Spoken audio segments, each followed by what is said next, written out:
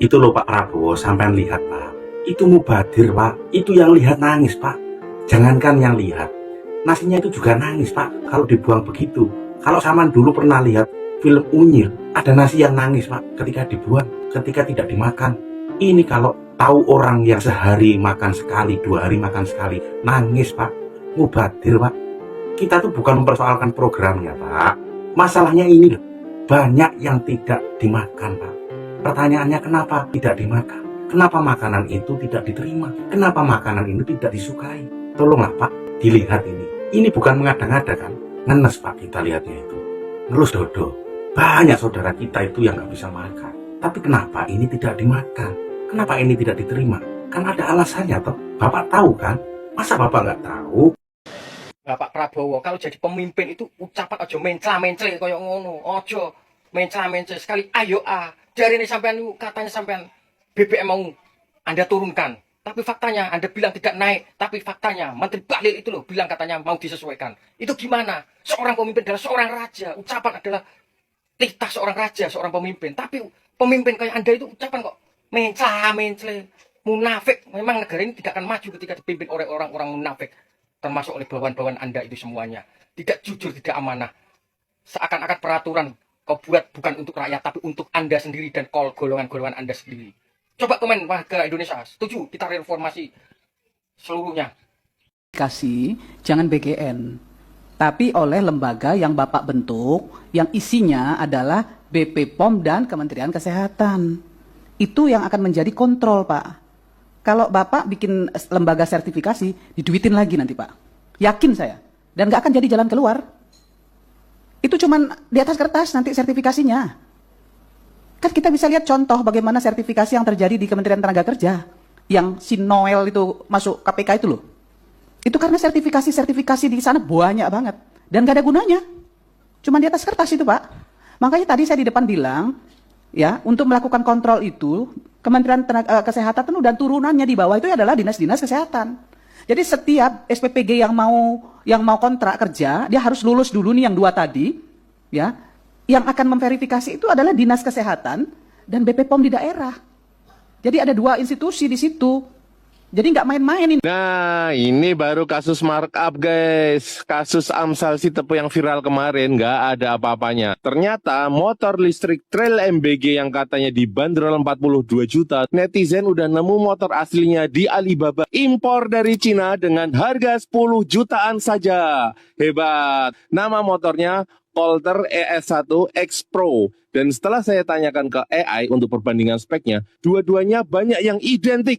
Ini asli gila, bener-bener. Bayangin, 21.000 motor kali margin profit 30 jutaan, 600 miliar. Ini belum ngomongin pengadaan tablet Samsung aktif seharga 9 jutaan rupiah yang dibanderol 18 juta rupiah. Diambil untung 2 kali lipatnya. Belum kaos kaki dan baju atribut yang harganya miliaran. Padahal sama sekali bukan esensial untuk program gizi penuntasan stunting anak. Mana nih jaksa yang kemarin keluar-keluar markup biaya edit harusnya 0? Apa cukup bilang udah sesuai anggaran 2025 kok, terus kemudian jadi kebal hukum? Bahkan waktu wartawan pas nanyain ke Menteri Purbaya aja cuman cengengesan, ini miskom, terus lempar tanggung jawab. Pengadaan miliaran lolos gara-gara miskom.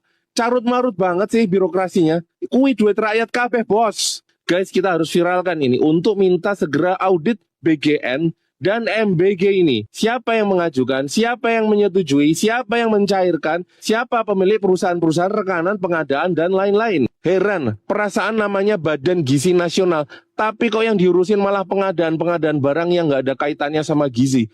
Begitu ada kasus MBG beracun, SPPG-nya nggak diapa-apain. Ini ya, kalau gini-gini terus jangan salahkan rakyat. Nanti kalau misalkan ganti BGN ini dari Badan Gizi Nasional jadi Badan Garong. Guys, ini saya nemu video soal MBG. Bagus sekali ini videonya. Ini bisa jadi pelajaran buat semuanya.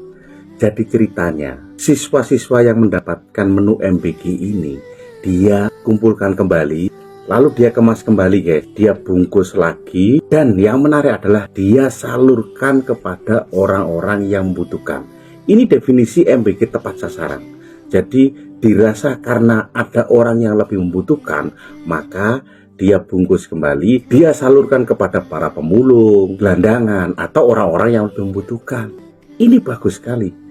tepat sasaran. Saya kira siswa-siswa ini cerdas sekali. Mungkin para penyelenggara MBG ini bisa belajar kepada siswa-siswa biar tidak mubadir uang rakyat, jangan diambur-amburkan. Bagus video ini. Kalau masing-masing guru itu dipukul rata dikasih gaji 5 juta aja. Biar yang honorer ya, apapun lah, dipukul rata 5 juta aja. Dikali 3.470.000 itu menghabiskan dana 17 triliun. Gampang kan Mbak ya? Itu sebenarnya kan gampang, mudah toh untuk dilakukan. Tapi kenyataannya kan nggak dilakukan. Bahkan Menteri Keuangan untuk melakukan itu nggak susah. Bahkan ketika kebijakan itu dikeluarkan, kalau hitungannya Bapak kan hanya 17 triliun kan? Kalau dibandingkan sama dana yang sudah dijalankan lewat program makan itu kan jauh sekali. Tapi enggak Pak, enggak dilakukan itu. Sedih kan Pak ya? Sedih Pak. Negara ini kan butuh rakyatnya makan, enggak butuh pintar. Dengan dikasih makan saja mungkin dikira sudah cukup, biar bisa dipelihara. Sekarang Bapak sebagai guru honorer di NTT itu terima gaji Rp203.000 per bulan ya? 223 per bulan. Terus terang saya satu 100. Cari cara lain. Jangan ke arah oke ada krisis nanti kita hentikan MBG, ya kan? Masih banyak cara lain yang kita bisa hemat.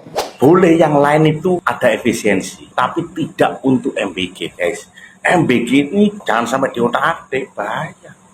Ini program prioritas pemerintah. Ini harus berjalan dengan lancar dan sukses, tidak boleh terganggu gugat.